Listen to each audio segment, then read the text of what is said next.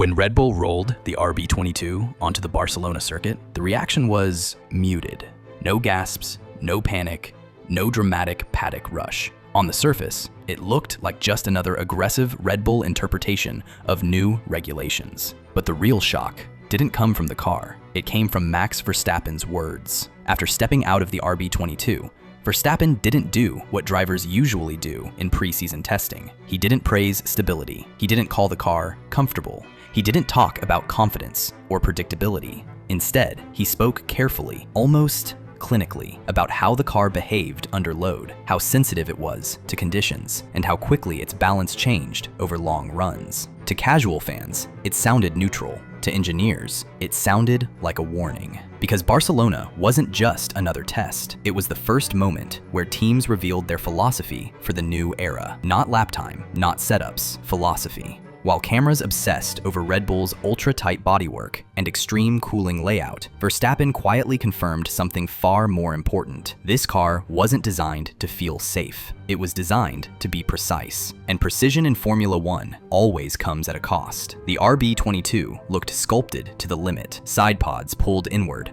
cooling openings minimized, margins erased. This wasn't conservative engineering. This was a declaration. Red Bull wasn't trying to survive the new rules. They were trying to bend them as far as physics would allow. And Verstappen knew exactly what that meant. Because when a car operates near the edge of its thermal and aerodynamic window, it stops forgiving mistakes. Small setup errors become big problems. Minor driving hesitations turn into lap time loss. Long runs reveal weaknesses that short stints hide. Verstappen didn't sound nervous. He sounded aware. And awareness is dangerous. Because the real story of the RB22 isn't about how fast it is, it's about how little margin Red Bull left for error. In Formula One, comfort is overrated, but forgiveness is not. Most teams entering a new regulation cycle prioritize stability. They want cars that run cool, behave predictably, and allow engineers to learn without punishment. That's how championships are usually built in year one. Red Bull rejected that approach. Instead of wide operating windows, they compressed everything: cooling, aero balance,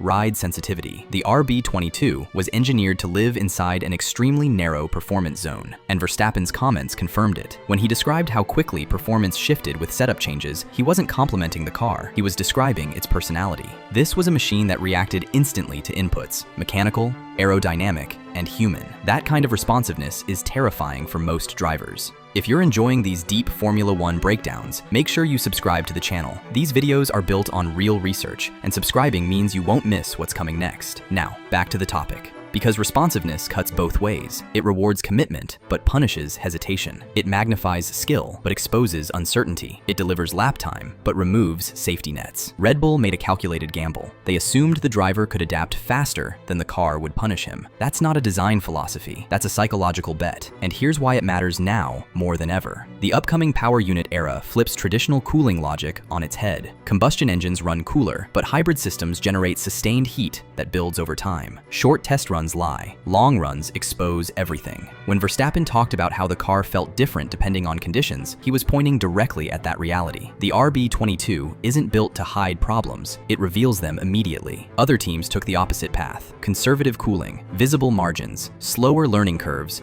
but fewer surprises. Mercedes logged heavy mileage. Ferrari hedged. Red Bull declared intent. And intent matters because cooling architecture can't be patched later. If you commit to extreme packaging, you live with it all season, which means rivals now face an uncomfortable choice: follow Red Bull into risk, or stay safe and accept the possibility of being left behind. And this is where Verstappen's mindset becomes the most important variable of all. There was one word Verstappen used that slipped past most fans: responsive. In racing language, that word carries weight. A responsive car reacts instantly. Brake pressure, throttle input, steering angle, everything produces an immediate response. There's no delay, no buffering, no forgiveness. For elite drivers, that's gold. For everyone else, it's a nightmare. A responsive car demands precision at all times. Energy deployment changes balance. Minor mistakes cost tenths everywhere. Overdriving doesn't just slow you down, it destabilizes the entire lap. Quick question for you. Do you think Max Verstappen's dominance comes more from raw talent or from his ability to adapt to any era and any car?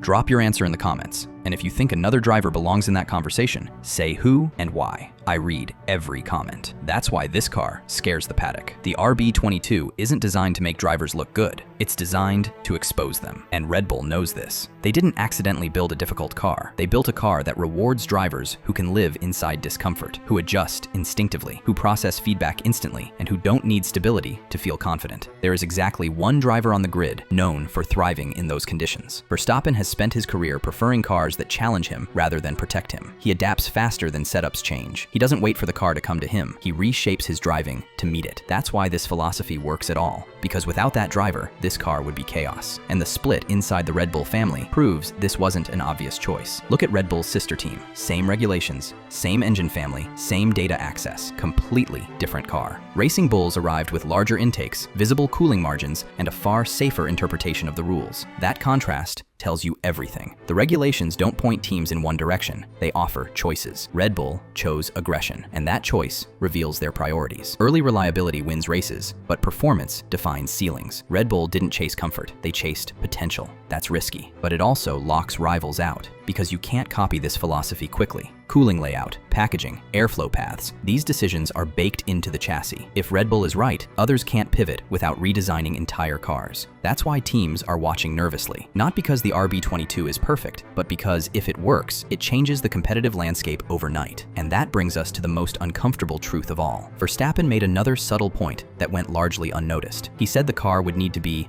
managed. That's not weakness, that's mastery. This RB22 isn't about brute force, it's about control, thermal, mechanical, and mental. Drivers can't bully it. Engineers can't guess their way through problems. Everything must be deliberate. Mercedes ran heavy mileage to learn. Red Bull ran lighter to declare confidence. Two philosophies, one future. And Verstappen understands exactly what role he plays in this equation. He's not just driving the RB22, he's completing it, which turns this car into something far bigger than a technical gamble. This isn't just an engineering risk, it's a psychological one. The RB22 assumes the driver won't complain, that the team won't panic, that rivals won't follow. If those assumptions hold, Red Bull doesn't just gain pace, they gain control over the grid's decision-making. Fear spreads faster than data, and Verstappen's calm honesty did more damage than any lap time ever could, because now the paddock understands the truth. Verstappen didn't sell confidence, he sold clarity. He understands the RB22 could dominate or collapse, and he's comfortable with that reality, because this car aligns perfectly with who he is as a driver. If it survives heat, distance, and early chaos, it becomes a blueprint others can't escape. And if it doesn't, Barcelona will still be remembered as the moment Red Bull showed how far they were willing to go. Because this season isn't about speed anymore, it's about who was brave enough to choose a future